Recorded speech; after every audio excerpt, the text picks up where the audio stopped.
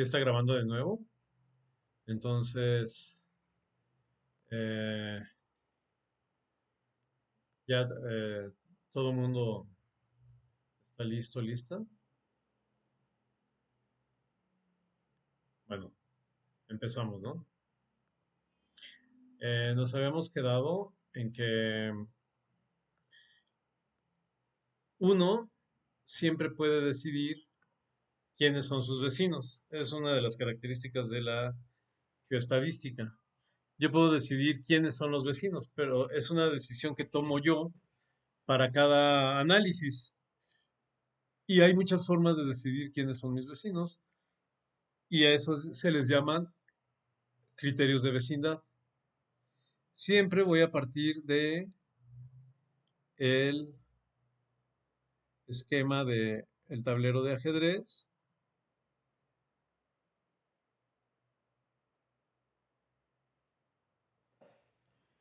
y tengo muchas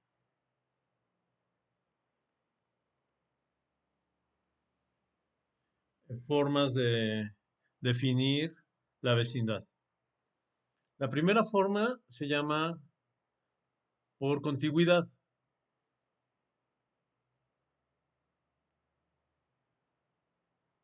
Y dentro de la contigüidad tengo, eh, hay varios modelos, pero los más usados son los siguientes.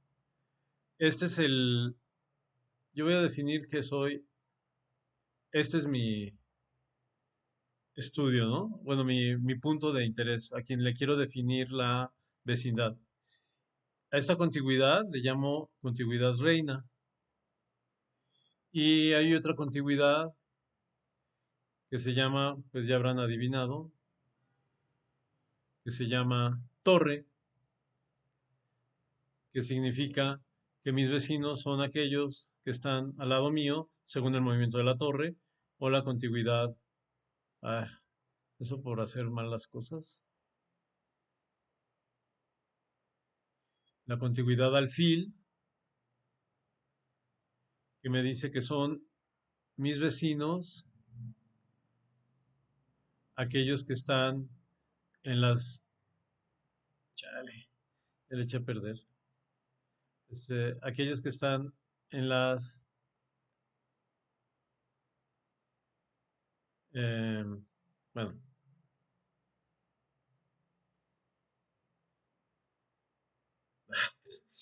perdón.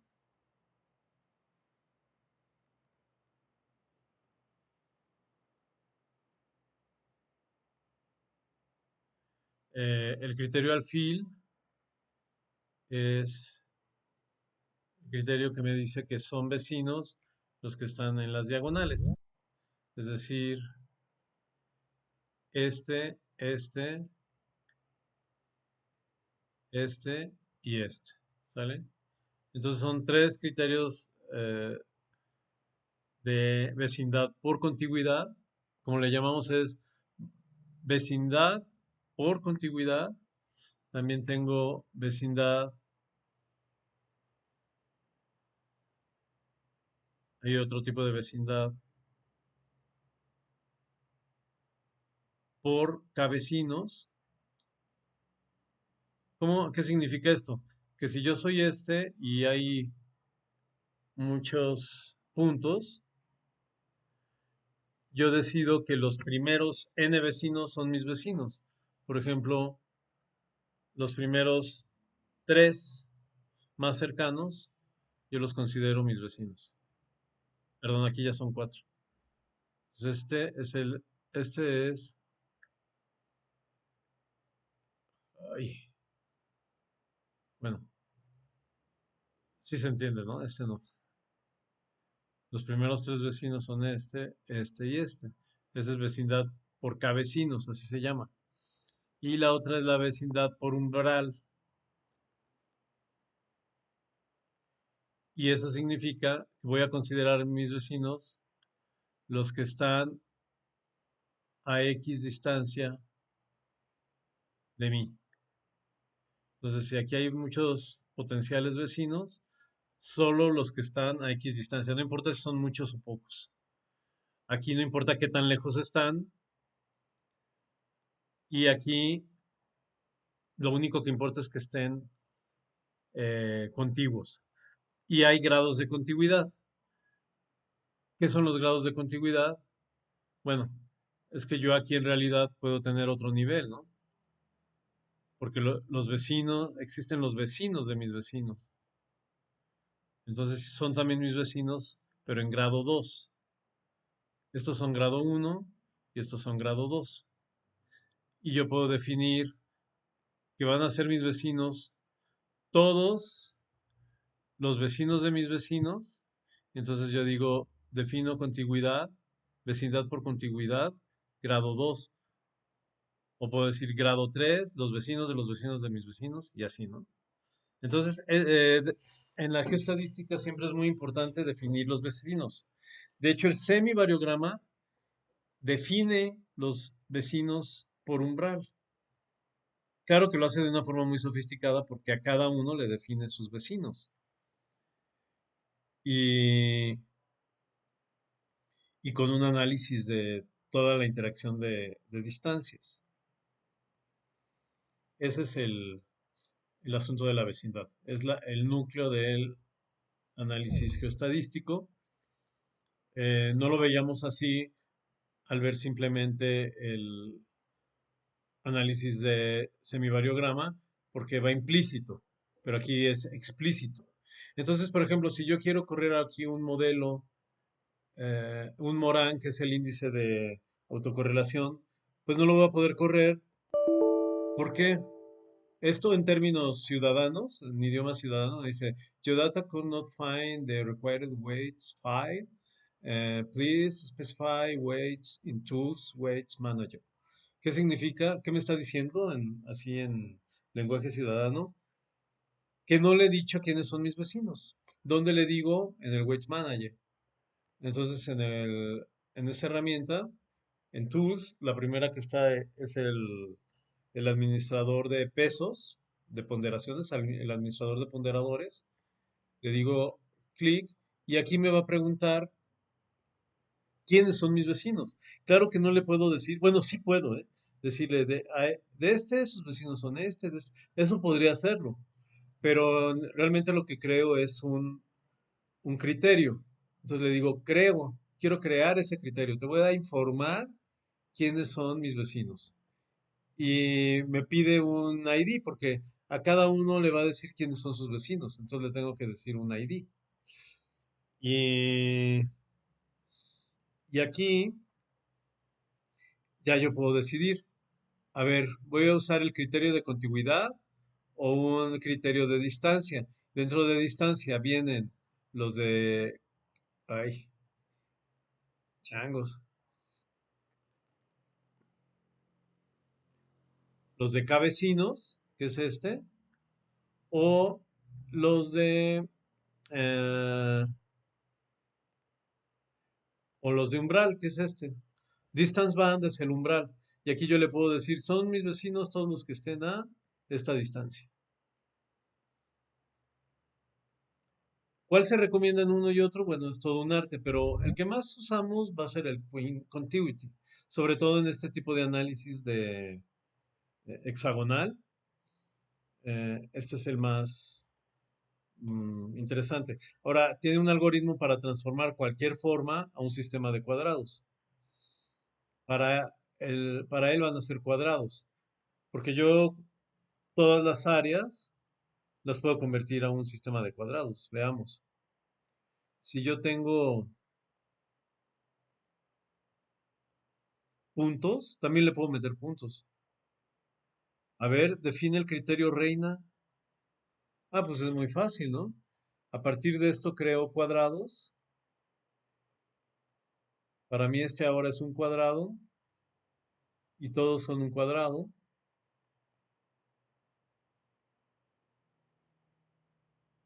Y entonces puedo ver el cuadrado que está arriba, el cuadrado que está abajo. Ajá, o sea, para que yo aplique un criterio de reina no tengo que tener un tablero de ajedrez.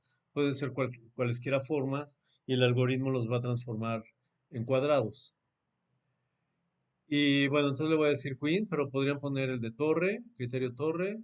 Y aquí le pongo el nivel de contiguidad. Si quiero vecinos, o incluir a los vecinos de mis vecinos, o a los vecinos de los vecinos de mis vecinos, o a los vecinos de los vecinos de los vecinos de mis vecinos, y así, ¿no?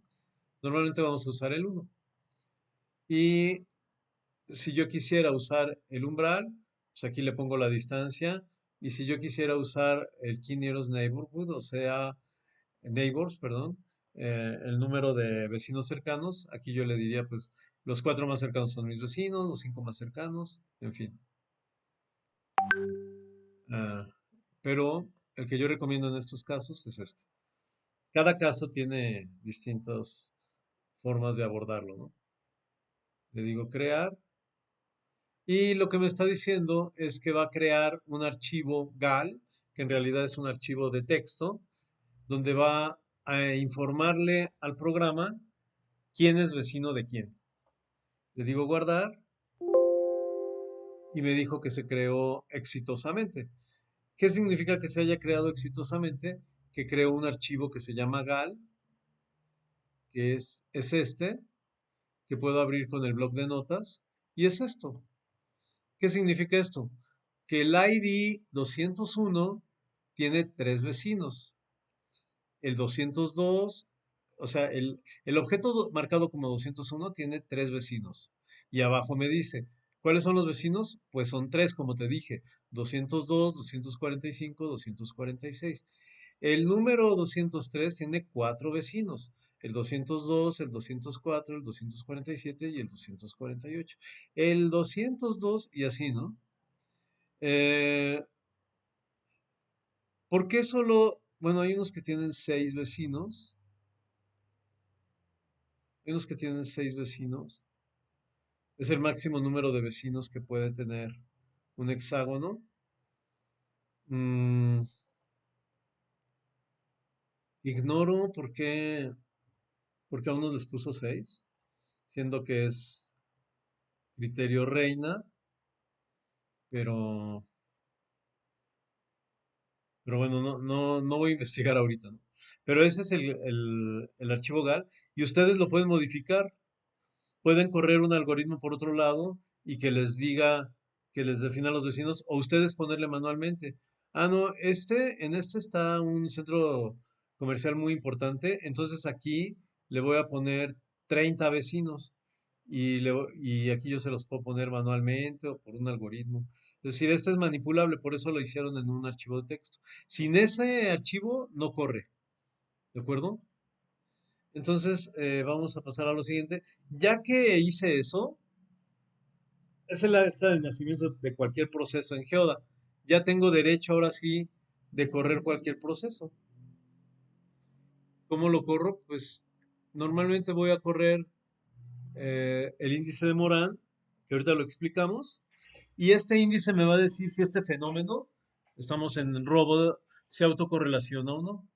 Yo no lo he corrido pero yo creo que sí se autocorrelaciona. El robo es un fenómeno que se autocorrelaciona mucho. Es decir, que las colonias donde roban mucho se parecen a las colonias de al lado donde también roban mucho. Pero vamos a ver si es cierto. Puede ser que no. Veamos. Primero hay uno univariado y uno bivariado. Entonces corramos primero el univariado. Y esta es nuestra variable de exploración. Le digo OK y me genera, sí es autocorrelacionado. ¿Qué vemos en esta gráfica? Esta gráfica se llama gráfica de Morán y este es el índice de Morán. No vamos a ver la fórmula porque no nos daría mucho tiempo, pero lo que me dice la fórmula es básicamente qué tan parecido es alguien a sus vecinos. ¿Y cómo lo plantea en una gráfica? Del siguiente modo. Lo primero es que la gráfica está estandarizada, es decir, pone al cero como el centro. Ese es el cero y es el centro. Y todo lo demás lo convierte a desviaciones estándar. Estos son 7 desviaciones estándar de la mitad y así. Y lo pone en dos direcciones. Entonces, cada puntito, que además si yo lo selecciono aquí, se debería ver en el mapa. A ver, veamos. Sí, ahí ven que cómo va caminando.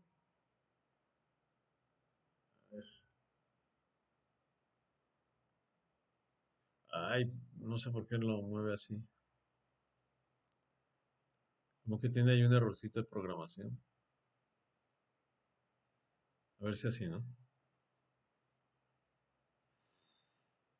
Mm, sí, me lo cambia de lugar. No sé por qué. Pero normalmente no hace eso. Este, cada uno de estos tiene un punto aquí. Es decir, cada puntito es un hexágono. Y aquí está su valor estandarizado. O sea, aquí no voy a ver 7 delitos. Estos no son 7 delitos. Aquí es el promedio de delitos y 7 desviaciones estándar arriba de la media. Y eso equivale a X cantidad de delitos. Por ejemplo, el que tiene 4 desviaciones estándar, este tiene 4 desviaciones estándar de delitos y sus vecinos en promedio tienen uno. Entonces, no se parece a sus vecinos. Pero los que están cerca de la línea tienen un número de delitos igual al de sus vecinos. Entonces podemos decir que se parecen. Este número me va a decir que si se parece a uno, todos los vecinos se parecen a sus vecinos. Y si tiene cero, significaría que todos los cuadritos son diferentes de sus vecinos. Esa es la interpretación. Valores arriba de 3 o 4, dependiendo del criterio, el fenómeno, la calidad de los datos, etcétera, lo podemos considerar relativamente autocorrelacionado. ¿Qué significa, según ustedes, en términos prácticos, que este indicador, este índice me dé alto? ¿A qué me da derecho? Por A ejemplo, decir que está bueno, supongamos, asociado. ¿no?, que ahorita mi hijo andaba en esas cosas, ¿no? Para cambiarse de facultad. Eh, si tienes más de tantos aciertos, te da derecho a cambiarte de facultad, cambiarte de plantel, lo que tú quieras, ¿no? Si tienes menos de tantos, así, etcétera. Entonces, si yo tengo este mayor de 0.4, ¿a qué me daría derecho? ¿No se les ocurre? Bueno, a lo que me daría derecho sería a correr un Kriging y decir que sus resultados son válidos. Porque si las cosas se parecen a sus vecinos, aún ponderadamente con la distancia, quiere decir que yo puedo predecir a partir de la distancia, pero si no, no puedo predecir. O sea, puedo correr el modelo, pero las predicciones no van a ser válidas. Bueno, ahora vamos a ver otra vertiente de esto. Yo le digo space univariate. ¿Por qué univariado? Porque Perdón, solo tengo una variable. ese valor Aquí la de X punto, significa el número de delitos estandarizado y la Y también, nada más que la X es la propia y la Y es la de los vecinos.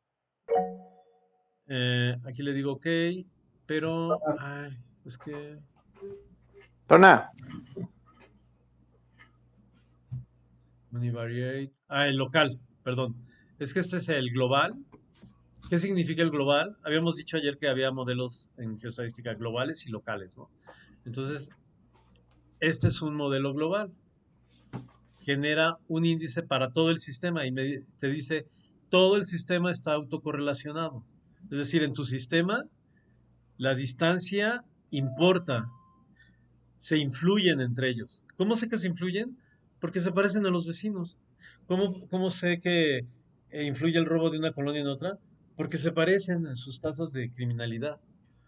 Pero también hay local, es decir, me puede reportar datos por cada uno de los hexágonos. ¿Cómo? Pues sacando el local, el, el univariado, pero local. Es decir, a cada uno le va a asignar un número. Le digo OK, y entonces me dice, te voy a sacar un mapa de clúster, un mapa de significancia y el mismo gráfico de acá. Le digo OK, entonces me saca los tres productos. Y aquí ya está estableciendo la autocorrelación, pero localmente.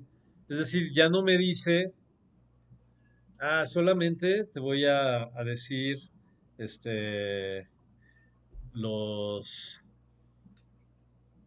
en general, sino yo te digo dónde se autocorrelacionan más, o sea, dónde influyen más. No todas las colonias se parecen a sus vecinos. En la ciudad hay colonias que se parecen mucho y otras que no. Y me dice, ha corrido un estadístico de significancia, es decir, la significancia me mide si el resultado se debe al azar o no. Y cuando es muy baja, me está diciendo que, pues no, que no es por el azar, que es estructural.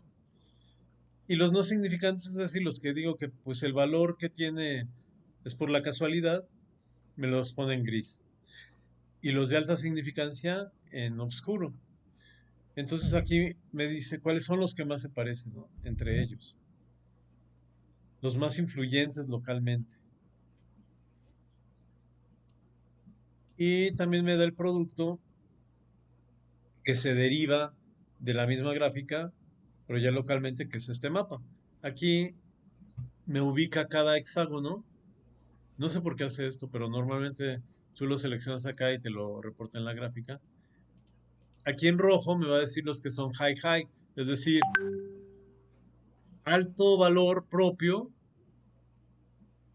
y alto valor de los vecinos, que vendrían siendo los que están en este cuadrante. Luego, low low, bajo valor propio y bajo valor de los vecinos.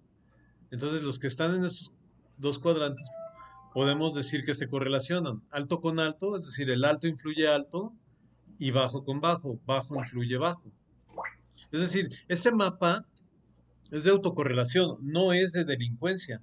El de delincuencia lo podemos hacer en QGIS y ver qué zonas son más delincuenciales. Pero aquí nos interesa saber si se influyen las colonias. Y luego el low high, que es bajo propio, es decir, de este lado y bajo ajeno, es decir, de este lado. Bajo propio, no, perdón, bajo propio y bajo ajeno. No, perdón. Bajo propio y alto ajeno. Estos no se autocorrelacionan porque mientras uno es alto, bajo el otro es alto, ¿no? Y el contrario. Entonces con este número, yo ya sé que puedo predecir, tengo derecho a predecir dónde son los lugares donde más derecho tengo a predecir. Puede ser que me prediga algo en los lugares blancos, no tiene tanta relevancia que los datos que yo obtenga de los lugares rojos, que sí son predecibles a partir de los vecinos. Y luego puedo hacer una serie de gráficas, por ejemplo, estas son gráficas muy bonitas, univariado, ¿no? Le digo, defíneme dos cosas, una con un tamaño de un círculo y otra con un color. La misma variable, le digo OK, y me hace este tipo de mapas que son muy vistosos. Así como aquí quedó así. Entonces, cuando yo veo que los colores altos son que hay muchos eh, delitos y también el tamaño de las canicas, quiere decir que si las canicas grandes tienden a ser de un solo color, pues hay autocorrelación, ¿no? Y más o menos es lo que pasa. Y las canicas pequeñas, pues siempre son del mismo color. Pero ¿qué está pasando aquí? Los ceros que les dije, ¿no? Todo esto era cero. Y eso hace que baje este número, porque hay muchos ceros y eso lo veo acá. No, perdón, aquí. Cero con cero. Si yo hubiera borrado los ceros, los que no tienen delitos, hubiera subido todos estos índices. Se vería más claramente. Cuando tengo dos variables, por ejemplo, que tuviera delitos y precio, ¿no? De la tierra, entonces podría hacer cosas más interesantes.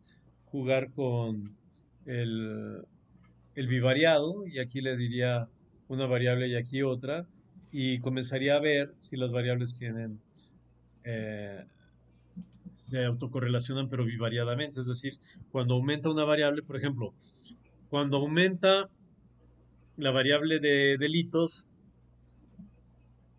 disminuye el ingreso de los vecinos, por ejemplo, ¿no? Ese tipo de cuestiones. Y bueno, hay otro que es el... estos son otros modelos. Puedo hacer regresiones, pero muy básicas. Para eso requeriría tener dos variables y ya. Bueno, el tiempo restante yo les propongo que lo usemos para resolver alguna inquietud o cualquier cosa, si es que las existen.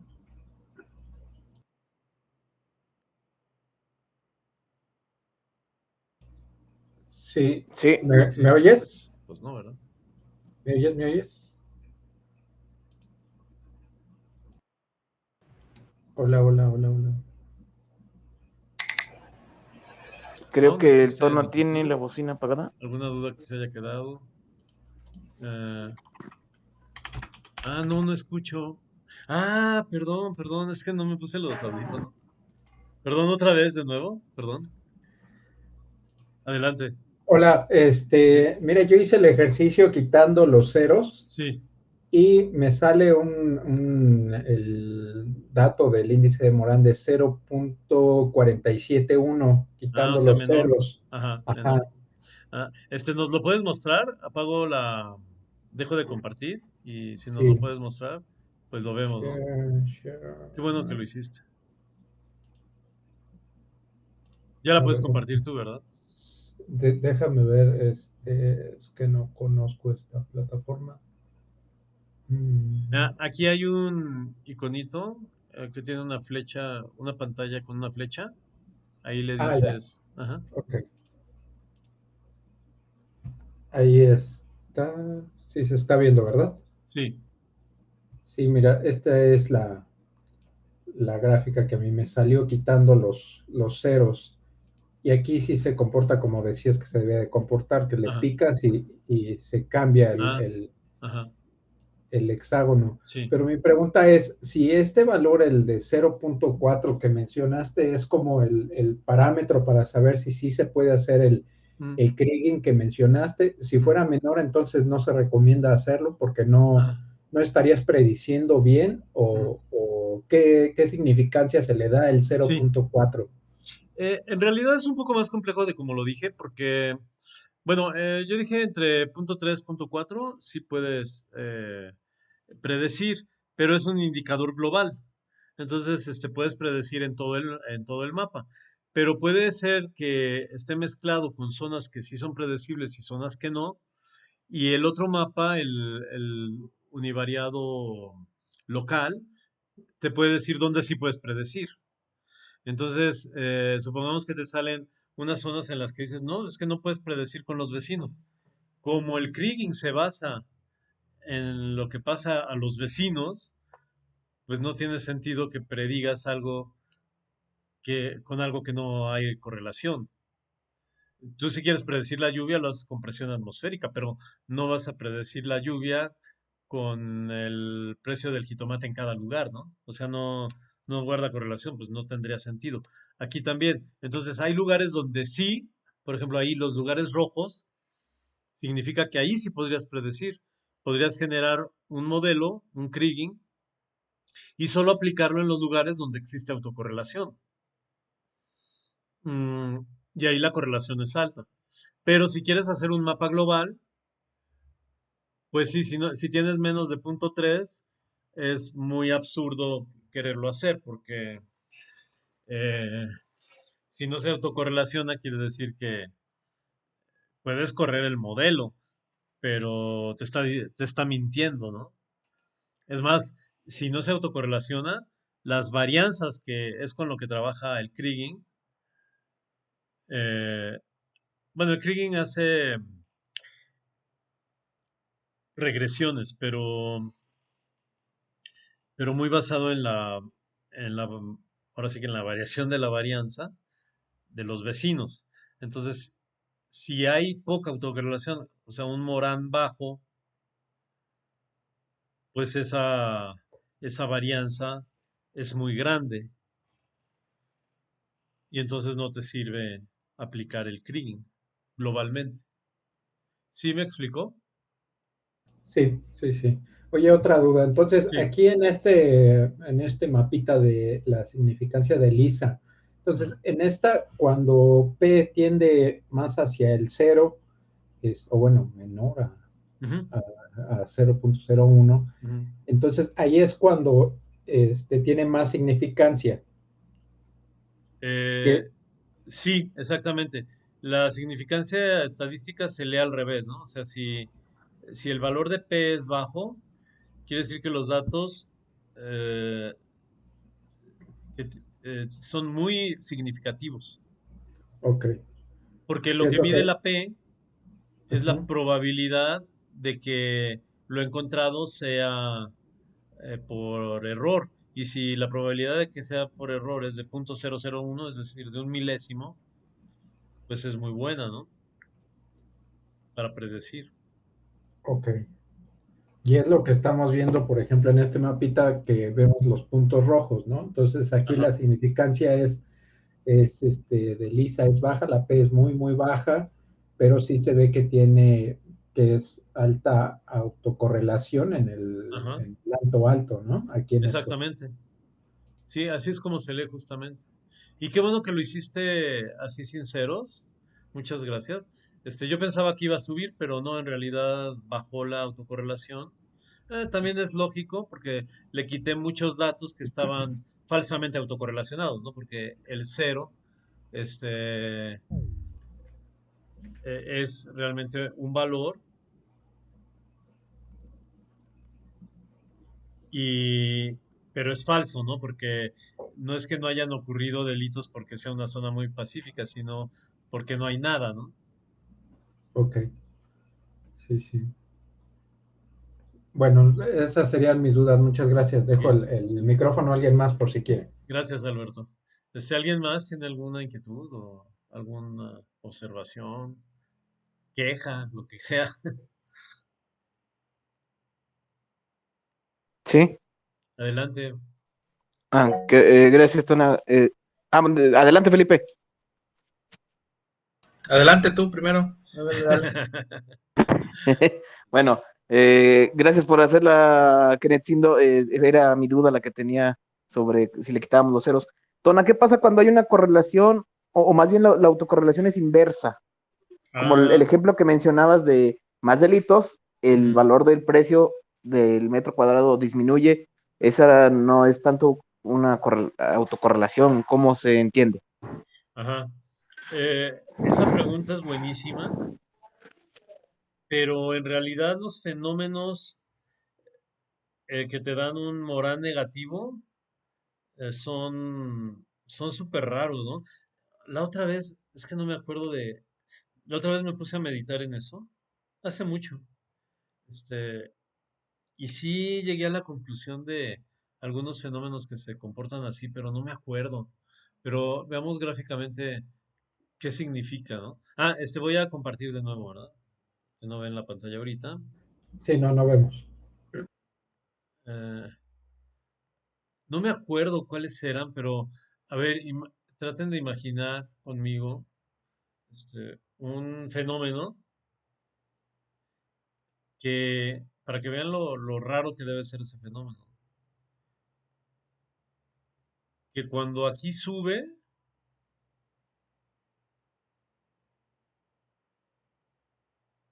en los vecinos baje. Es decir, si yo tengo aquí valores elevados,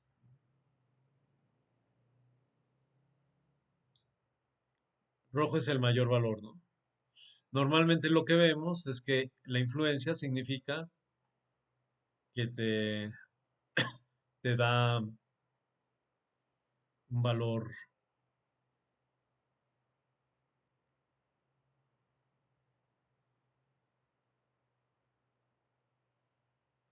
mucho tiempo dedicado al dibujo, pero Como un geyser, pero que no escurra hacia los lados, ¿no? Que se quede ahí recto. si un geyser que al caer el agua caliente enfriara. ¿No podría ser como un fenómeno de cuando llega algún narco a alguna casa?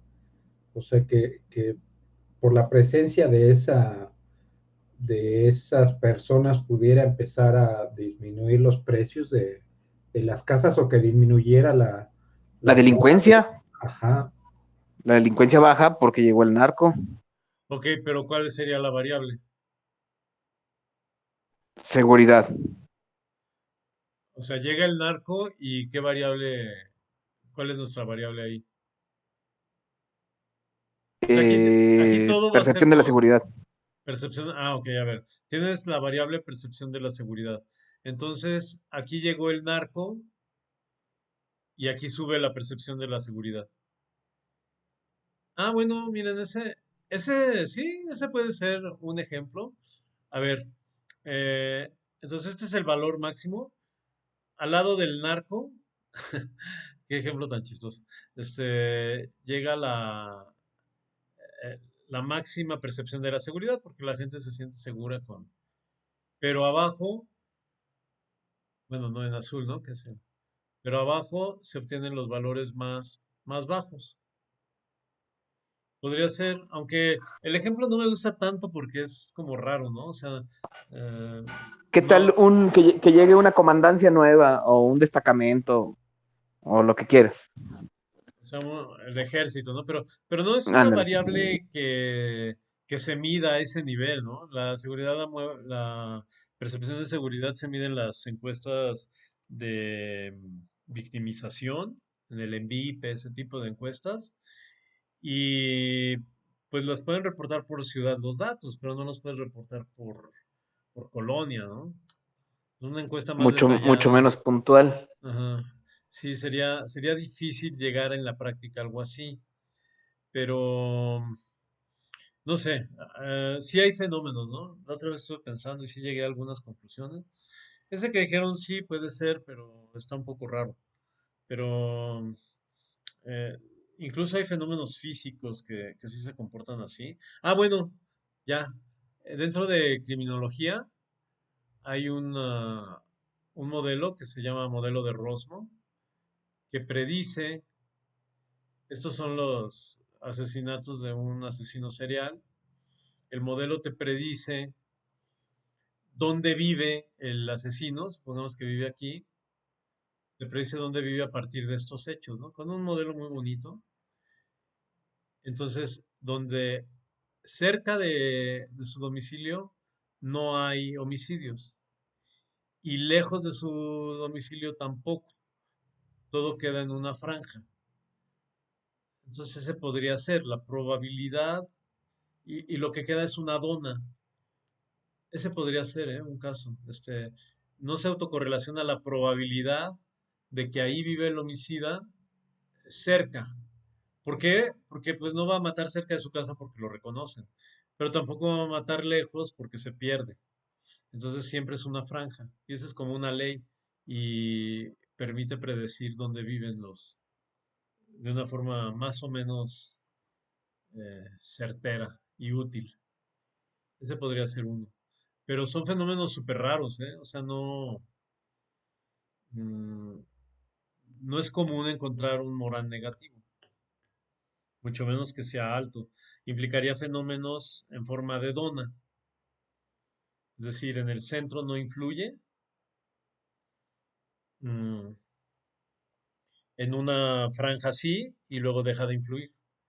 Es el tipo de reporte que tenemos de un fenómeno, un Morán negativo o autocorrelación negativa. Bueno, nada más para recapitular, con lo que me quedo es que es necesario entender el fenómeno que se va a analizar para entender si existe la correlación y cómo ésta se va dando, ¿no? Ah, sí, por supuesto. Eso lo decía el maestro, no, mi maestro de estadística que fue doctor Méndez. Méndez, doctor Méndez. Sí, que decía, si tú conoces el fenómeno, puedes ahorrarte muchas cosas. Por ejemplo, a veces hay supuesto de normalidad, pero tú al conocer el fenómeno dices, no, este supuesto no es importante, por esto y esto, y son cuestiones que ya no son numéricas. El supuesto de normalidad a veces no es tan importante y a veces sí puedes generar regresiones aunque el fenómeno no sea perfectamente normal o que no sea totalmente homocedástica la función o que sea, bueno, que rompa con algunos de los supuestos. A veces puedes omitirlo si conoces bien la teoría y sabes que no es tan importante. Entonces, conocer la teoría es súper importante y a veces se nos olvida, ¿no? Entonces, si voy a hacer un estudio de robos, pues tengo que saber hasta la historia del robo, ¿no? De cómo evolucionaron, de los falderos o sea, tengo que conocer bien qué estoy haciendo. Sí, por supuesto. Entonces, Sí, adelante. el problema antes de querer predecir. Ah, sí, antes de predecir, siempre tenemos que saber qué correlación hay entre la variable predicha entre la variable dependiente y la independiente. Eh, Siempre, ¿no? O sea, es la base de la predicción. Pero aquí es la misma variable. O sea, aquí yo voy a predecir precio de los terrenos o índice de delincuencia o lo que sea a partir de la misma variable. Entonces tengo que analizar la autocorrelación. Siempre es súper importante. Ahora, cuando hago un kriging, en realidad no es necesario porque el semivariograma es una forma de ver cómo se comporta en cierta forma la autocorrelación. Por eso lo puedo omitir, pero no está de más hacerlo, ¿no?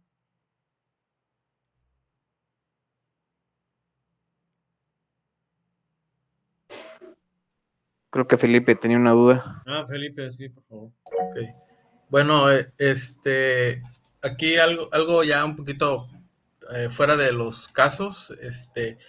Veía yo en una plática en línea con Víctor Olaya, el del libro de QGIS, tiene un libro de SIG, ¿no? Mm. Entonces le comentaban a él que algunas herramientas, es que no me acuerdo si era Graso o Saga, si las ejecutas dentro del QGIS o si las ejecutas por fuera, a veces con los mismos parámetros te dan resultados diferentes. Ah, No, sí. no sé si tú sepas algo así al respecto, cuáles son las mejores prácticas Ah. para realizar o cuáles usas tú. Pero bueno, eso en realidad es algo normal. También Mapinfo lo tiene. Cuando ejecutas sobre todo números aleatorios en Mapinfo, te da cosas así porque, bueno, tiene una forma extraña son pseudo aleatorios, ¿no? O por ejemplo, hay una cosa bien interesante, ¿cuál era? Que siempre que lo corres sale distinto porque, no me acuerdo ahorita qué algoritmo era, pero es porque lo genera a partir de una muestra. Entonces genera la muestra y luego hace el cálculo. Y entonces te sale un resultado distinto, siempre y cuando consideres que en realidad te sale el mismo resultado, pero la gente piensa que esto es distinto de esto.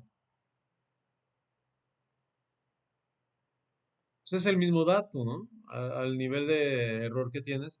¿Por qué pasa esto en muchos algoritmos? Porque si tienes 3 millones de puntos, lo que hace el programa es, antes de correr el algoritmo, lo hace eh,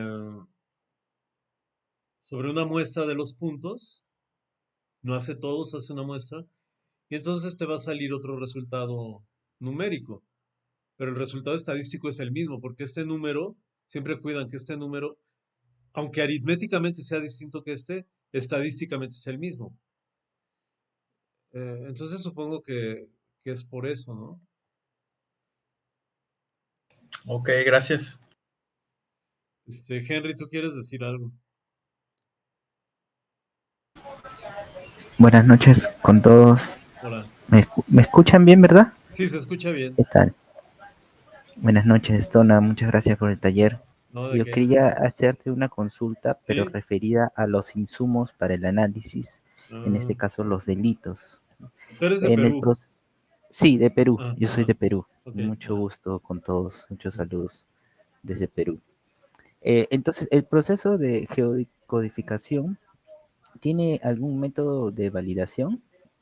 Te comento porque una vez participé en una consultoría, en un trabajo, donde me pedían geocodificar manualmente cierta cantidad de delitos Mm. para que de esa manera tengan la seguridad de dónde está pasando la incidencia delictiva. A mí Ujú. no me parecían muchos, pero porque, bueno, siempre estamos tratando de utilizar las herramientas que tenemos disponibles, sugerí y también lo traté igual lo corrí con el geocodificador de QGIS Ujú. para ver los resultados, pero realmente tenían muchos errores, ¿no? Y eso pasa pues por muchos factores, pues partiendo también por el primero que es el mal registro de la dirección. Entonces, desde ahí Mm. ya pues nuestros datos ya pierden ya tienen un error ya desde el primer momento en que nacieron. Sí. Pero si tuviera a muchos delitos, me dieron una cantidad manejable, pero si tuviera de repente todo el año, porque igual esto, o sea, los delitos van sucediendo y se van almacenando y en un momento ya va a ser inmanejable, ¿no? Tratar de hacerlo manualmente. Ujú. Eh, entonces, ¿cómo afrontar estos casos, estas situaciones donde tus datos tienen errores? Es necesario eh, contar con, tener cierto, o sea, tener en cuenta que hay un porcentaje de error. No estoy muy Mm. seguro cómo se afrontan cuando se tiene que los insumos no te dan la seguridad de que realmente el fenómeno está sucediendo donde está ubicado, Ajá. donde el punto dice, ¿no? Porque Sí. realmente no se ha validado, ¿no? Se tiene que validar de todas maneras. ¿Cómo sería ese procedimiento? Mm. Bueno, Ese sí. proceso. Depende. En mi experiencia, por ejemplo, cuando trabajé con la Fiscalía de Colombia, había una cuestión así, ¿no? Con los domicilios. Yo no puedo platicar mucho de ese proyecto por cuestiones del contrato y eso, pero lo que sí puedo decir es que em, si tú, en ese caso era como muy importante, porque el objetivo de la información era procesal, pero si tu objetivo de la información no es procesal, es decir, que hay un punto no va a llevar a nadie a la cárcel, es decir, es de investigación, pues acepta siempre que es un dato estadístico. Y también, como decía el doctor Méndez, cuando, te- cuando estás con un proceso estadístico, de lo único que estás seguro es de que te vas a equivocar. Entonces, el chiste es saber cuánto te puedes equivocar. Entonces, por ejemplo, lo más común es meter al geocodificador de Google la dirección y Google pues te va a dar un punto. Ahora, igual y te dio un punto con ambigüedad. Google te reporta la ambigüedad, el porcentaje de la ambigüedad, que significa qué porcentaje de los puntos pueden estar mal ubicados. No me acuerdo a qué considera mal ubicados, pero eh, ahí tiene el criterio. Y con eso te puedes guiar, ¿no? O puedes quitar los puntos ambiguos, que también te los marca. Eso si estás usando el codificador de Google. Si tú lo hiciste manualmente, sería más difícil que te equivocaras, ¿no? Y, por ejemplo, en cuestiones de asesinos seriales, que mi tesis de... Es que me iba a titular por tesis en criminología y al final lo hice por examen porque se había hecho muy larga, era de la Mataviejitas, y ahí sí era muy importante estar seguro de que como había que correr un modelo que se basaba en la ubicación, sí tenías que estar súper seguro que el punto que le estabas asignando era 100%, bueno, no 100%, pero eh, atribuible muy probablemente a esa persona. Porque ella en su fantasía había dicho, no, pues y también maté a Benito Juárez, ¿no? O sea, empezaba a decir tonterías. Y nos vemos, Santos. Entonces, ahí el objetivo es muy importante, hace que sea muy importante la ubicación. Pero si tu objetivo es de política pública, generar políticas y decir las zonas más delictivas se comportan así y así, yo no le veo problema a que tengas errores, digamos, en el 5% de los datos que tú sepas que tienen errores, te permite borrarlos, desde mi perspectiva, ¿eh?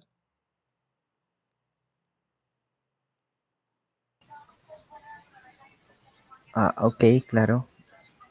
Sí, estoy de acuerdo contigo. Otro detallito también quería consultarte.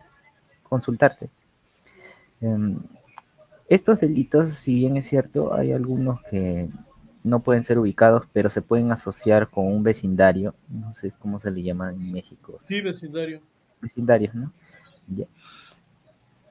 Si trabajamos así, pero esos son áreas, ¿no? Ujú. Y justo tú comentabas que el mejor amigo de la geoestadística son los puntos, Ah, entonces ah, esa es una consulta que también tenía, porque ah, yo puedo asociar mucha incidencia en un vecindario, porque y al menos ese dato sí está cuando ujú, se registra. Me ajá, sucedió en tal lugar, ajá, a pesar de que la dirección no es exacta, ¿no? ajá.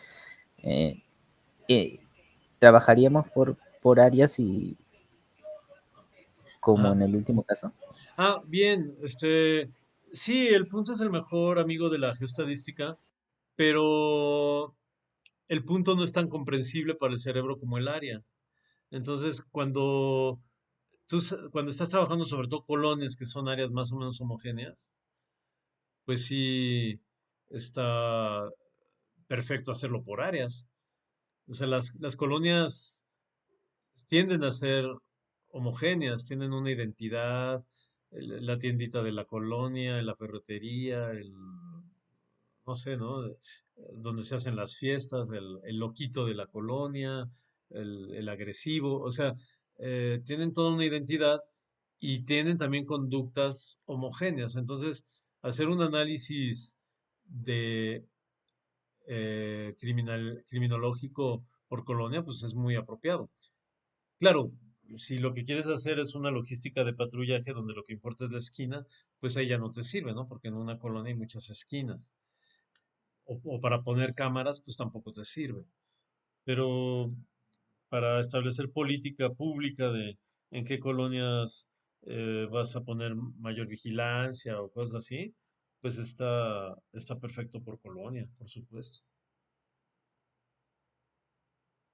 No sé en Perú que tengan como áreas estadísticas. ¿Son las colonias o tienen áreas naturales o cómo le hacen para reportar datos de población y eso al menor nivel?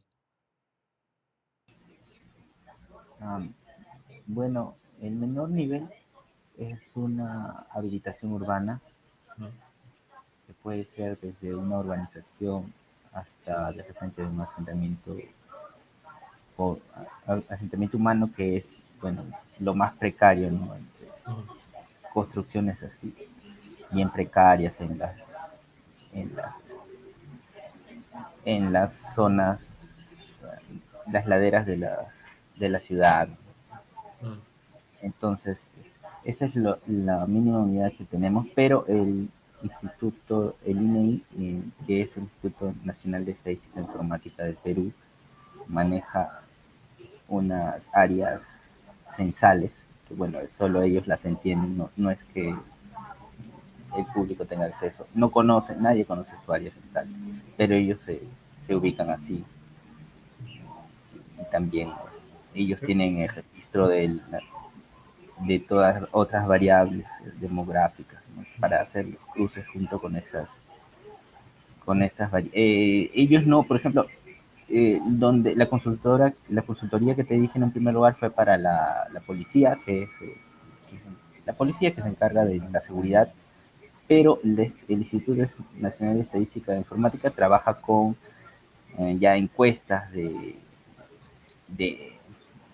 ya de la población, donde indicas que dónde le ha pasado alguno de estos eventos, ¿no? Entonces, son diferentes perspectivas, ¿no? Ah, muy bien.